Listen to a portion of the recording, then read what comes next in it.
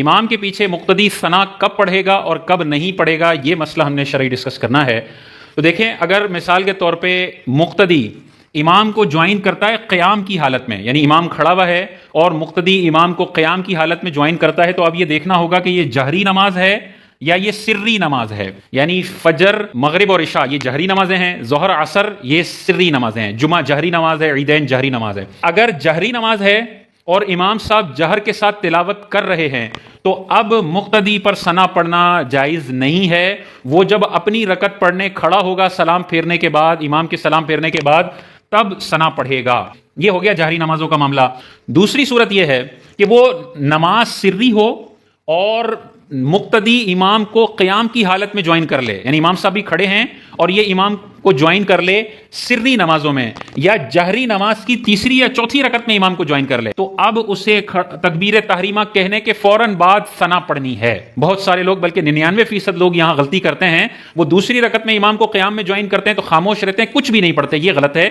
اگر امام کو قیام میں جوائن کیا اور یہ وہ والا قیام ہے جس میں امام نے جہر سے تلاوت نہیں کرنی، چاہے وہ جہری نماز کی تیسری چوتھی رکعت ہو یا سری نماز کی چاروں رکعتیں ہوں، تو پھر اللہ اکبر بولتے ہی وہ پہلے ثنا پڑھے گا اور پھر امام کے ساتھ جیسے نمازیں پڑھ رہا ہے وہ پڑھے گا۔ اب جب یہ اپنی پڑھنے کھڑا ہوگا اور اگر اس نے پہلے ثنا پڑھ لی ہے تو اب اس کو دوبارہ ثنا پڑھنے کی ضرورت نہیں ہے، وہ اعوذ باللہ بسم اللہ پڑھ کے سورہ فاتحہ شروع کرے، سورت ملائے اور اپنی نماز مکمل کر لے۔ تو خلاصہ کلام یہ ہے کہ اگر کوئی مقتدی اپنے امام کو قیام کی حالت میں جوائن کرتا ہے اور امام صاحب جہر سے قرات کر رہے ہیں تو اب خاموش رہے گا، ثنا نہیں پڑھے گا۔ جب اپنی پڑھنے کھڑا ہوگا تو ثنا پڑھے گا۔ اور امام صاحب کو یہ قیام میں جوائن کرتا ہے اور امام صاحب سری نماز میں ہیں، تو اب یہ تیسری رکعت میں ہو یا چوتھی رکعت میں ہو یا پہلی میں ہو یا دوسری میں ہو، اللہ اکبر بولنے کے بعد پہلے ثنا پڑے گا اور پھر خاموش ہو جائے گا، امام کے اللہ اکبر کا انتظار کرے گا اور امام کو جوائن کر لے گا۔ یہ تو ہو گیا قیام کی حالت میں اگر مقتدی امام کو جوائن کرے تو کب ثنا پڑھنی ہے اور کب ثنا نہیں پڑھنی۔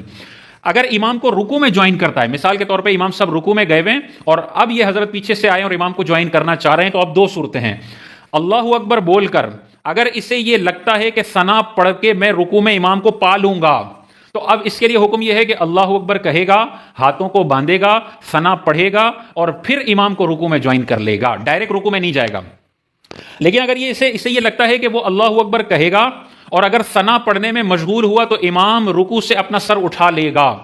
تو اب اس کے لیے حکم یہ ہے کہ وہ ثنا کو چھوڑ دے اور اللہ اکبر کہتے ہوئے ہاتھ نیچے کرے اور دوسرا اللہ اکبر کہہ کر فوراً رکوع میں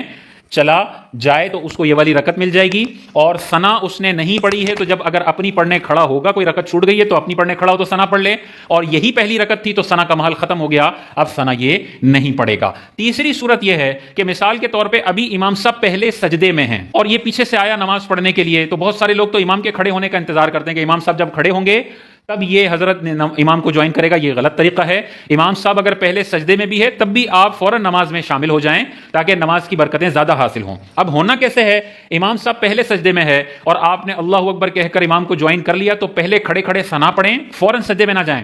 پہلے ثنا پڑھیں اور پھر اللہ اکبر بولتے ہوئے امام صاحب کو سجدے میں جوائن کر لیں۔ یہ والا معاملہ تب ہے جب امام رکوع میں ہو یا پہلے سجدے میں ہو۔ لیکن اگر امام صاحب رکوع میں بھی نہیں ہیں، پہلے سجدے میں بھی نہیں ہیں، بلکہ امام صاحب دوسرے رکوع میں ہیں یا امام صاحب التحیات میں ہیں،